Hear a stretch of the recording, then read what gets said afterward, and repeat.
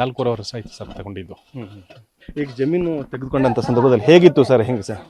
ಇದೆಲ್ಲ ತೆಂಗಿನ ತೋಟ ಇದ್ದದ್ದು. ಇದು ಅವ್ರು ಬಂದು ಅವ್ರಿಗೆ ಹೆಂಗೆ ಬೇಕು ಅಂತ ಮಾಡ್ಕೊಂಡದ್ದು. ಅವ್ರಿಗೆ ಇದೇ ಥರ ಬೇಕು ಅಂತಲೇ ಮಾಡಿಸ್ಕೊಂಡ್ರು. ಇಲ್ಲೇ ಇರಬೇಕು ನಾವು, ಮುಂದೆ ಇಲ್ಲೇ ಇರ್ತೀವಿ ಅಂತ ಮಾಡಿಕೊಂಡ್ರು. ಸರ್ ಯಾವಾಗೆಲ್ಲ ಬರ್ತಾ ಇದ್ರು, ಯಾರ ಜೊತೆ ಬರ್ತಾ ಇದ್ರು, ಅಂದರೆ ಅವ್ರ ಕುಟುಂಬಸ್ಥರೆಲ್ಲ ಬಂದು ಎಷ್ಟೆಲ್ಲ ಸಮಯ ಇಲ್ಲಿ ಕಳೀತಾ ಇದ್ರು ಸರ್? ಸರ್ ಫುಲ್ ಫ್ಯಾಮಿಲಿನೇ ಬರ್ತಿದ್ರು ಅವರೆಲ್ಲ ಬಂದರೆ.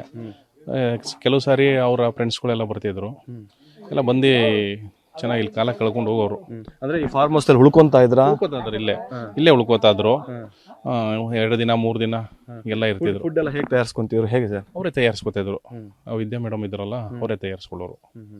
ಇಲ್ಲಿಗೆ ಸರ್ ಅವರು ನಟನಾಗಿ, ನಿರ್ದೇಶಕಾಗಿ, ನಿರ್ಮಾಪಕನಾಗಿ ಕೂಡ ಕೆಲಸ ಮಾಡಿದ್ದಾರೆ.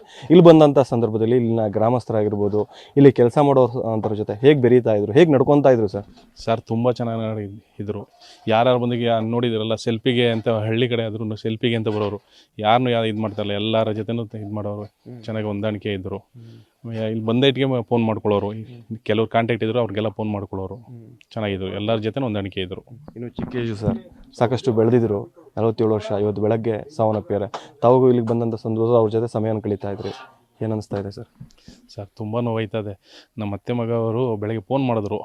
ನನ್ನ ಕೈಲಿ ನಂಬಿಕೆ ಆಯ್ತಲ್ಲ, ಏನು ಇದು ಕನಸಲ್ಲೇನೋ ನಾನು ಅಂತ ಇರೋದು. ಅವ್ನು ಮಾತಾಡ್ತವ್ರೆ ಕನಸು, ಇದು ಸುಳ್ಳಿರ್ಬೋದು ಅನ್ನಿಸ್ತಾ ಇತ್ತು.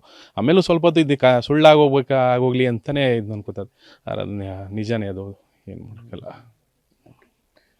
ಇದಿಷ್ಟು ಕೂಡ ಇಲ್ಲಿನ ಸ್ಥಳೀಯರು ಹೇಳ್ತಿರುವಂಥದ್ದು. ಸಾಕಷ್ಟು ಸಮಯ ಇಲ್ಲಿ ಬಂದು ಕಳೀತಾ ಇದ್ರು.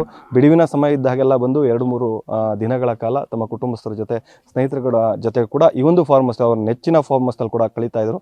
ಅವರು ಇವತ್ತು ಸಾವನ್ನಪ್ಪಿದ್ದಾರೆ ಅನ್ನುವಂಥ ವಿಚಾರ ಕೂಡ ನಮಗೆ ಇನ್ನೂ ಕೂಡ ನಂಬೋದಕ್ಕೆ ಆಗೋದಿಲ್ಲ ಅನ್ನೋಂಥದ್ದನ್ನ ಕೂಡ TV9 ಜೊತೆ ಹಂಚ್ಕೊಂಡಿರುವಂಥದ್ದು. ಕ್ಯಾಮ್ರಾ ಪರ್ಸನ್ ಪ್ರಶಾಂತ್ ಜೊತೆ ಸಂದೀಪ್, TV9 ರಾಮನಗರ.